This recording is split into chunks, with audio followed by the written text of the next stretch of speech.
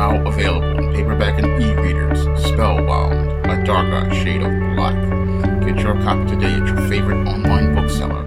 There are many groups like Black Lives Matter pushing for the removal of Confederate statues all throughout the South. And I say leave those statues right where they are, because those statues have been there for over 100 years, and they haven't done anything to anyone except be a symbol of those who fought and died in the Civil War. How does that relate to modern day racism and the dysfunction of this Afro-American Negro? That's the question I want to ask all these Black Lives Matter, Antifa, and white liberals out here about removing these Confederate statues, because it seems like to me this campaign to have these statues removed is more about a symbolic gesture than an actual gesture towards improving the quality of life in the black community. Because I find it funny that those Confederate statues were standing there for over 100 years during Jim Crow, and the people who owned black-owned businesses during Jim Crow didn't have a problem with them. In fact, they went out and did their business and built their businesses while those statues were still standing in places down south for over 100 years. They did not argue about them. They didn't complain about them. They just went on with their lives in spite of those statues being there. And here we have all of these college-educated, so-called professional black people of today. They're the ones who have a problem with these statues, but they don't have a problem with the lack of jobs in their own communities. Again, I find it interesting that those black people who had no college educations and none of these skills out here back during the Reconstruction period and Jim Crow had no problem going out to start their own businesses, but the people with college educations, their big gripe isn't about jobs and building their own economy. Their big gripe is about a statue that has been sitting there for over 100 years, clearly showing me how dysfunctional many of these Afro-American Negroes truly are, and how they, in spite of having college educations, many of them do not even understand their own Constitution. You would think all these college-educated Negroes who went to school would understand the First Amendment and what it means, because the First Amendment is about protecting free speech. And protecting free speech isn't about protecting the speech that you want to hear. It's about protecting the speech that you don't want to hear. Because when you protect the speech that you don't want to hear, you can have a counterpoint in a free society.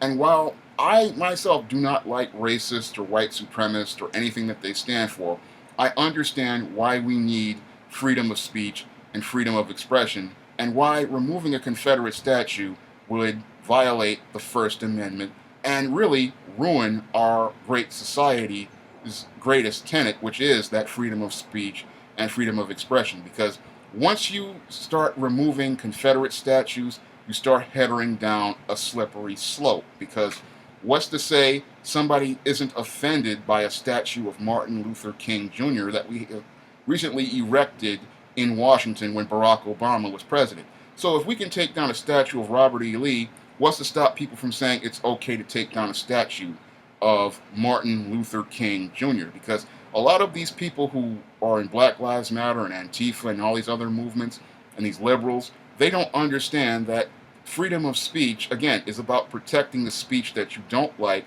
so everyone can have a chance to be on a platform or a forum to express their opinions and break down facts to everyone, not have it where we have one side of the story.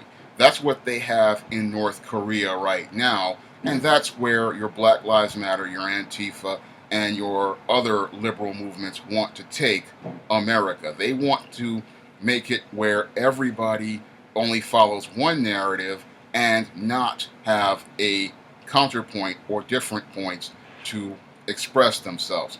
And when I look at the bigger picture of what they're trying to do, it shows me how dysfunctional many in these movements are. Because what they want to do, they believe if they take these statues down, they can revise history. And revised history is not a good thing, because revised history is nothing more than propaganda, because revised history just tells us the story that people want us to know, and not the actual story. And I believe that we all learn from those Confederate statues the whole story of the Civil War, the comprehensive picture of the Civil War, and those statues symbolize what those people were fighting for. Because in order for us to get a clear picture of history, we need to see all the sides of the story: the Union, the Confederacy, and even the sides about black people on the sides of the Union and the Confederacy. Because many people in these movements, they have, again,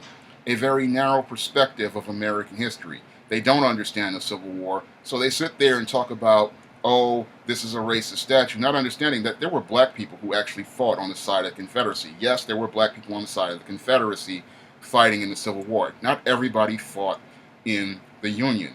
And they sit there and they buy into the white liberals' view of the Civil War, which is a very biased picture, where you get concepts like Lincoln freeing the slaves for black people to have a better life, something I was taught in elementary school and junior high school. And if it wasn't for a minority studies teacher back in the 11th grade teaching me the real picture of the Civil War, that it was about preserving the Union and the state of the Union, I wouldn't have learned the truth about the Civil War, and how it really wasn't about slavery or anything like that. It was about states' rights, it was about economics, and it was about the direction of the country, because the Northerners wanted to take the country into a direction that was more competitive, and they believed that the Industrial Revolution would make the country more competitive, because the U.S. could not go into foreign markets like the Britain, France, and other areas, because they were colonizing places like India, not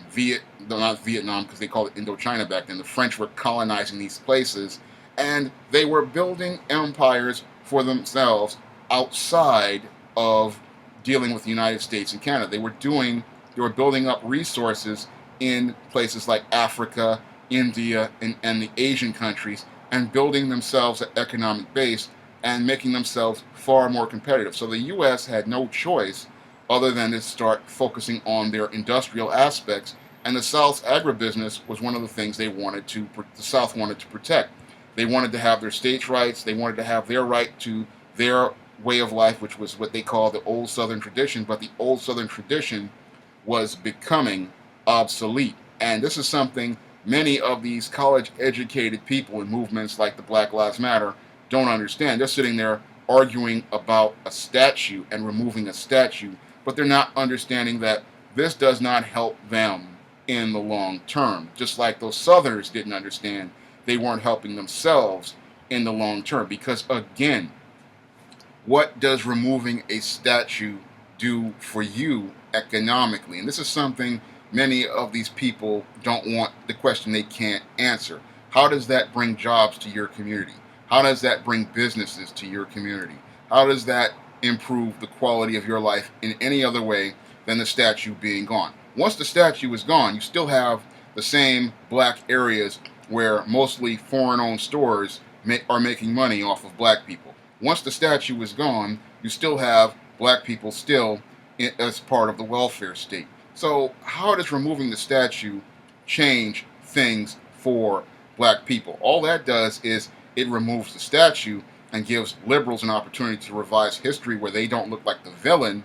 And then that doesn't help you again in the long term, because you can't see the enemy in front of you. Because when you see things like those Confederate flags, when you see things like KKK symbols, those are things that give you an indicator these aren't the white people you want to deal with. So you can deal with those racists and say, look, this guy's a racist, I'm going to leave him alone. But if those indicators aren't there, you're going to walk into a dangerous area and put your life at risk. And this is something many of these Negroes don't understand. Not only to mention, it seems like they don't seem to understand that the real enemy to them is this liberal, because this liberal is playing like he's a nice guy.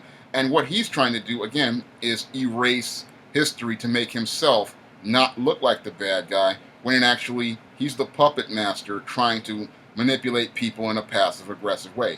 He's passive in saying he supports the removal of these statues, but he's aggressive in the way that he doesn't do anything to help black people get jobs or bring businesses to their communities that allow them to improve the quality of life. He's the one orchestrating this, saying, "Oh, I'll remove this statue because it's a symbol of racism." But in actuality, when you start going out talking about how you want to compete with him in the economic marketplace, that's when he starts to have problems with you. And this is something many black people don't understand regarding these statues. Don't worry about those statues, because during Jim Crow, those statues were up.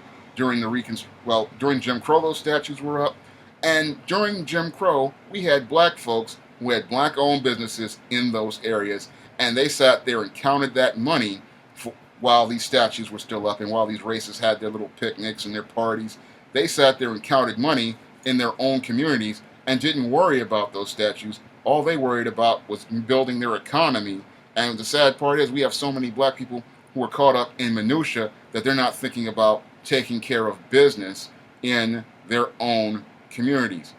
As it relates to these statues, they're nothing you need to really worry about. Yes, that's the past, and that's a part of America. America's past is filled with racism, and you can't erase it. It goes all the way back to the founding fathers and the United States Constitution when they formed the Constitution, because a part of that was saying a black person was 3/5 of a person. So you can't get rid of that, nor can you get rid of the Monroe Doctrine and the Manifest Destiny, which said the United States was supposed to be going from coast to coast. And you can't get rid of things like the Mexican Cession, where Americans fought against Mexicans to take parts of California and Nevada and all those other territories, because that's all racist too. And if you get rid of one part of America, which is the Confederate statues, you're going to have to get rid of other parts of America. Most Americans just don't want to understand that America's history is ingrained with racism and white supremacy, and that's just how it is. There's nothing we can do about it except try to plan for a better future. And a part of a better future is understanding the past. And in order to understand the past, we need things like those Confederate statues to be there so that people can teach why this is there, and so people can learn why this is, because if you don't learn from history, you're destined to repeat it. And when I look at groups like your Black Lives Matter and these other liberals, all they're going to do is make it where history will repeat itself, and America will be stuck in a vicious cycle where nothing will ever be better and everything will still get worse. Because when it comes down to these types of people, they don't want to admit things to themselves about the state of this union and the country that they live in. If you'd like to see me make more videos like this, you can donate to my Patreon by clicking the link in the description box.